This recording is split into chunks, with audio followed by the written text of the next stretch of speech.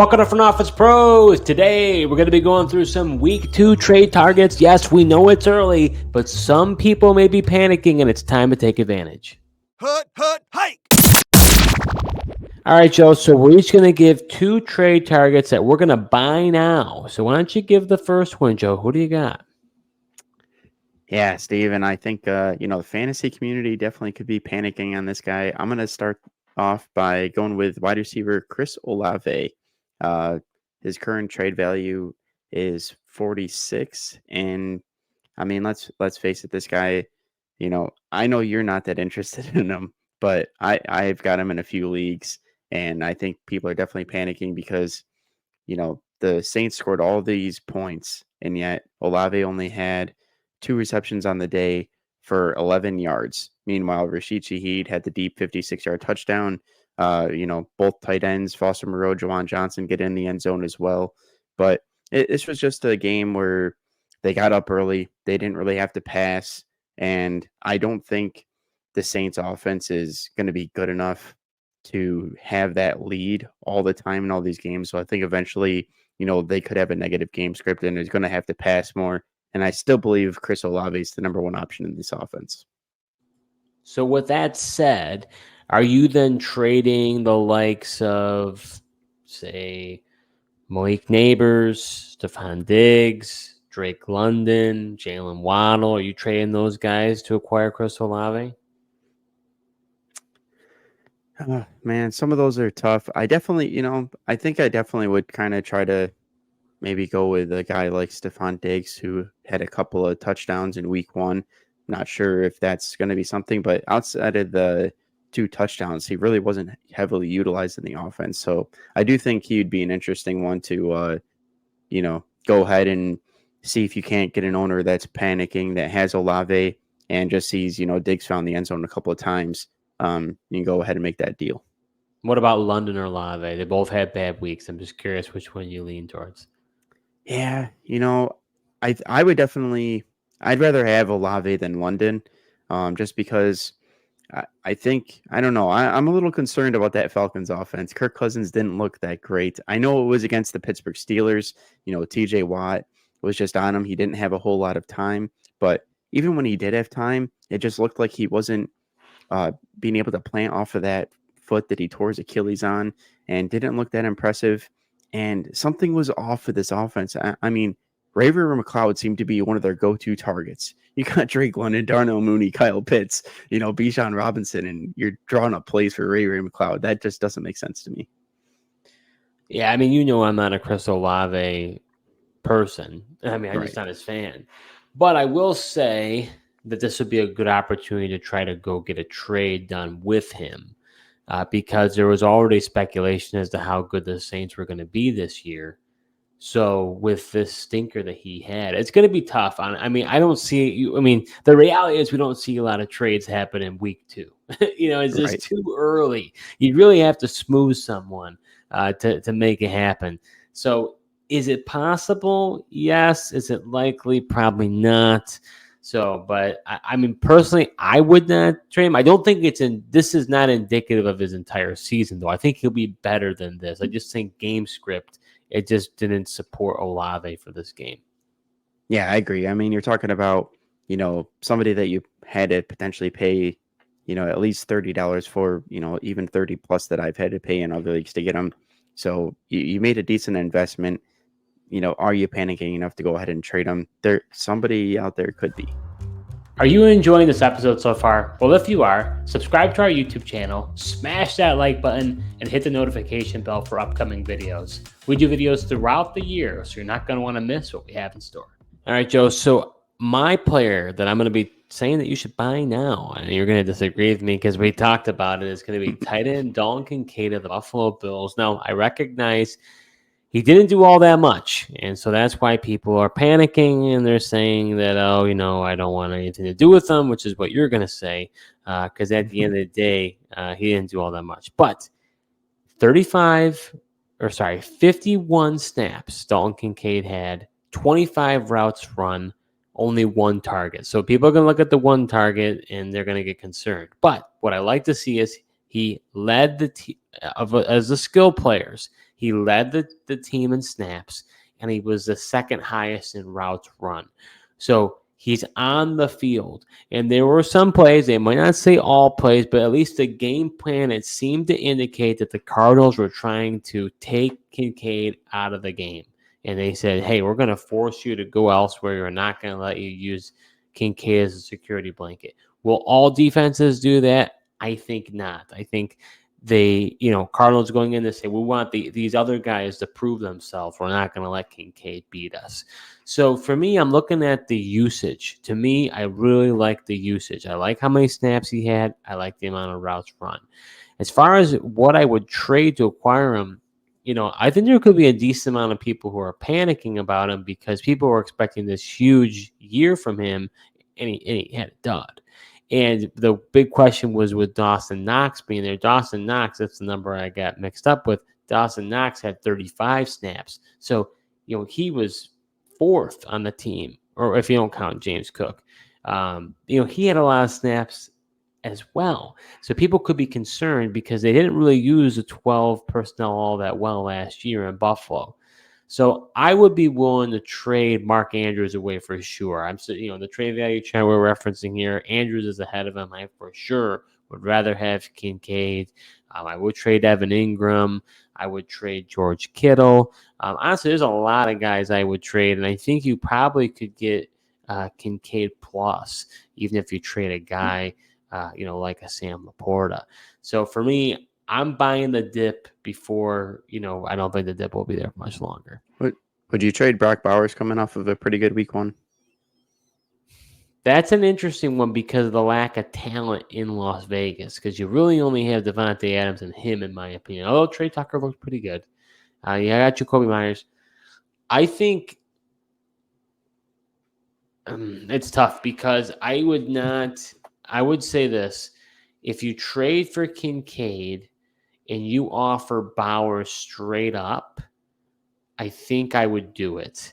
But you are probably going to have to do Bowers plus, and I don't think I'd be willing to do that because depending on what the plus is, I think it could be quite a bit based on what that owner – because, unfortunately, Joe, we know this.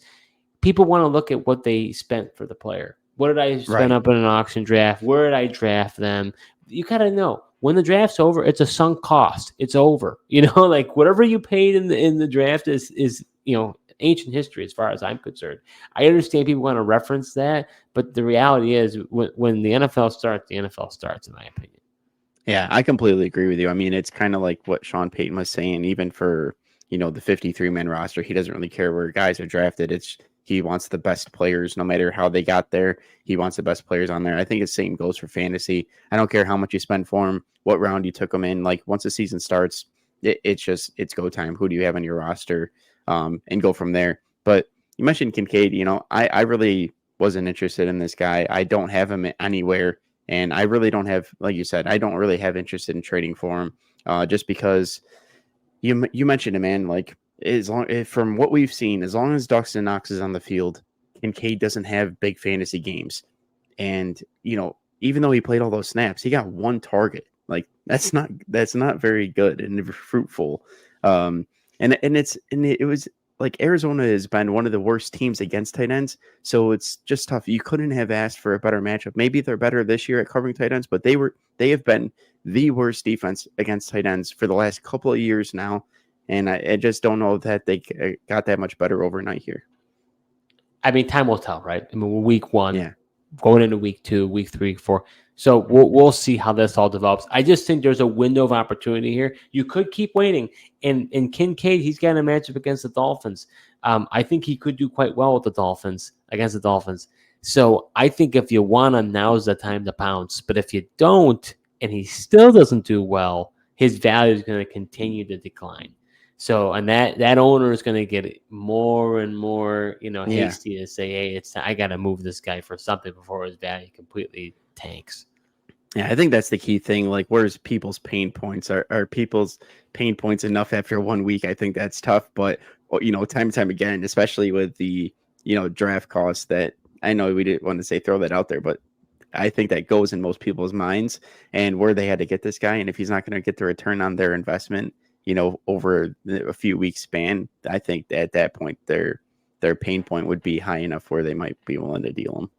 All right, Joe. So who do you got as your second trade target? Yeah, my second trade target is going to be running back Josh Jacobs with the Green Bay Packers now. And look, Jordan Love, he got hurt. He's going to be out a few weeks. So, Malik Willis was named the starter.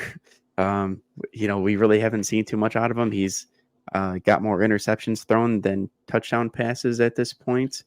So I think the Packers will be going in there, run first. I like his matchup in week 2. That's why, he's somebody that you'd have to go ahead and get now, because I think he's going to have another good game as they're playing the Indianapolis Colts, who just gave up all those, yards and opportunities to Joe Mixon this past week. So he's got a good opportunity, a good matchup here.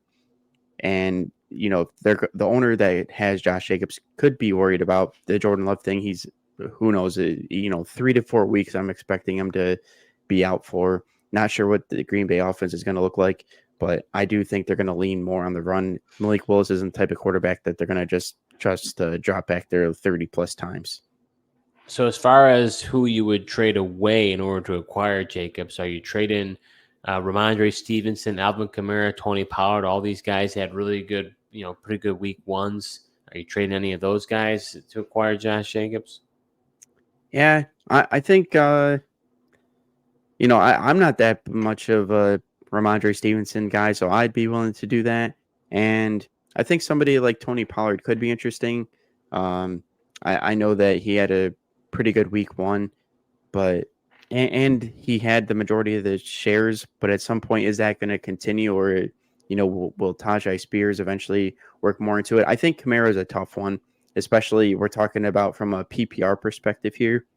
And Josh Jacobs doesn't get too much involvement in the pass game. He does somewhat, but not nearly as much as Alvin Kamara does. And like we said, I mean, with the Saints game plan over time, I think Carr's going to pepper him with targets. So I'm not sure Surya would do that, but Pollard and Stevenson definitely. Okay, let me see if you put your money where your mouth is. How about Rachaad White? Or let's do a different position. Michael Pittman or Brandon Ayuk, both guys who didn't do all that well in their week 1 debut. Yeah, I wouldn't want to trade Brandon Ayuk. I do think better days are to come. I mean, he's got rust. They really dominated the Jets. So another thing with the game script, they just didn't have to pass too much. He dropped a touchdown as well, so that could have drastically changed. I think he's got to knock some of the rust off and not be in there in training camp. But somebody like Rachaad White is interesting. I do think. I think I would be willing to. I think Josh Jacobs is better. I like the fact that he'll be, with Jordan Love, Packers will be a better offense. It's just in the meantime, it could be a little tough sledding, and maybe the owner of Josh Jacobs doesn't want to necessarily deal with this tough sledding times of not having Jordan Love at quarterback for the Packers. For the record, I would trade all of the above that I mentioned other than Kamara. I think Kamara would be the only one I'd want to keep, just because, especially in PPR leagues, he's just way too involved on the receiving and the running end. With Jacobs, I mean, I'm a Jacobs owner in multiple leagues, and if someone gave me a decent offer, I'd consider it. I mean, I think it is concerning about with the Jordan Love injury. How long is it going to take? Are they going to stack the box? We saw Malik Willis in Tennessee. The guy could barely, he basically just ran around. I mean, he barely did anything. So it's like, is that offense now going to become one-dimensional? I mean, Jacobs didn't start off that game that hot. Did towards the end, he started breaking some longer runs. So, Yeah. We have seen, and I believe in the past, history says that, when a quarterback goes down, the wide receivers, which, I mean, it shouldn't come to much surprise, but the wide receivers take a hit. Running backs' values kind of stay the same. So you could say that Josh Jacobs, if anybody in that offense, should keep where he's at, where the receivers will take a dip. Yeah, that's kind of what I feel. I mean, outside of Jaden Reed, I know we're not really talking. But outside of Jaden Reed, I don't really want any part of starting a Green Bay Packer wide receiver. But he'd be the one guy I would be willing to. But like Christian Watson and Dobbs, I'm stashing them on the bench until Love comes back. So my next trade target that I'm telling you should buy now is going to be running back Najee Harris. Now, Najee Harris didn't do all that well. He probably most leagues got you less than 10 fantasy points. But I'm going to go back to the usage because I was really, I was very happy with what it showed. He had 38 snaps, 12 routes run, 2 targets, and ended up having 20 carries, which is significant because Cordell Patterson had 4 carries, unfortunately. And then you've got the 2 carries from Jaylen Warren. So I think the big concern with Najee Harris was because of Arthur Smith as the offensive coordinator, which rightfully so. I mean, he's the Mad Hatter. You never know what's going to happen with him. But when it comes to Najee Harris at the end of the year, we talk about, you talk about him as, or even the footballers call him the baby Yeti, right? He does really well towards the end when it's tough weather, ground and pound. This guy, when it matters in the playoffs, he's there and he does well for you. But the other thing was, he dominated the backfield as far as usage goes. I mean, early downs, 31 in snaps compared to the rest of the snaps that 8 and 4 from the other 2 guys. So I mean, he dominated as far as his usage. So to me, Atlanta's run defense wasn't all that great last year, so I thought he would do a little bit better. But I think brighter days are to come, and honestly, you don't have to trade much for him. I mean, right now, looking at the trade value chart here, I mean, I would be willing to trade away DeAndre Swift to get the guy. I'd be willing to trade possibly even Jerome Ford, honestly. I know he did pretty well. He got in the end zone, but, we really don't know, whenever Nick Chubb comes back, what's going to happen with him. I'd be willing to trade Javonte Williams. I like Javonte. I think it was a difficult matchup in Seattle. However, Shouldn't have been. it shouldn't have been, but the Broncos' offense in general looked a little slow, and they used Jaleel McLaughlin quite a bit. So, I mean, I thought you and I both thought it'd be more Javonte focused. Even Estimate kind of rotated in. So, I think overall, I think his value is low enough that it's not a guy that an owner would be too attached to be like, oh, well, like, why are you insulting me with this trade offer? Like we said, this is week 2. This is not easy to get trades done. You really have to have a mindset of I'm trying to trade, and I think I can better my roster. And you got to find, it takes 2 to tango. So you're gonna have to entice somebody. And so, we talked about maybe even talking about Marvin Harrison. I mean, you're gonna have to blow that guy away, to be able to get Marvin Harrison Jr. I mean, people were so excited about him. After just 1 week, it's going to be tough to move off on. That's why I think someone like Najee Harris, I think he's more viable. I think you're able to get someone like him. Yeah, I definitely think you could get him. I think it's risky. Pittsburgh Steelers offense doesn't look very good. And yet, I mean, my issue with him is he's inefficient, man. Like, he had 20 carries for 70 yards, 3.5 a pop. I mean, it's not the worst, but it's also not the best. I just wonder how many touchdowns he's going to be able to get because, I mean, they really struggled to really, consistently move the ball. I mean, Chris Boswell scored all their points in terms of offense. And even with Russell Wilson at quarterback, I don't see it getting much better than Justin Fields.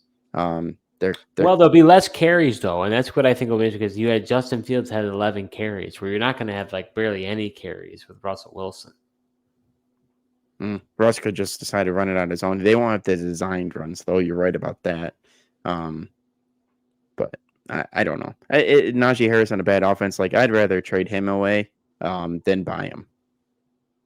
But you'd have to wait for a boom week, though. There'd be no reason to trade away him now. But, I mean, I don't know what you're hoping to gain from him at this point. Yeah. I mean, not much, but maybe just somebody that's more exciting on a better offense. Like I'd even rather have Zach Moss than Najee Harris.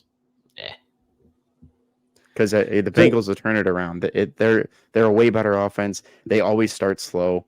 And they always do. You're not. I thought about putting a guy like Joe Burrow in there because you're right. Every year they start off real slow. Yeah, and once again, like Joe Burrow's always coming back from something. Last year was the calf, and then now it's he's fully recovered from the wrist, but it still hampered something. Is And then he? Is both he? I of don't know. He was kind of clenching his fist and no, on the here we go. sideline, But then both of and his top receivers, I mean, T. Higgins didn't even play, but they were holding in, holding out, whatever, for contract reasons. Him and Jamar Chase, so that definitely didn't help matters. But they always start slow. so that does it for this episode. We talked about a few trade targets that you could try to acquire in week 2. And hey, if you're not one to trade, check out our most recent episodes. We talked about some waiver wire players. There's always ways to build your roster and make it better. You could do trades, or you could do waivers, or you could do both. So you might want to check that out as well. Thank you so much for tuning in, and until next time.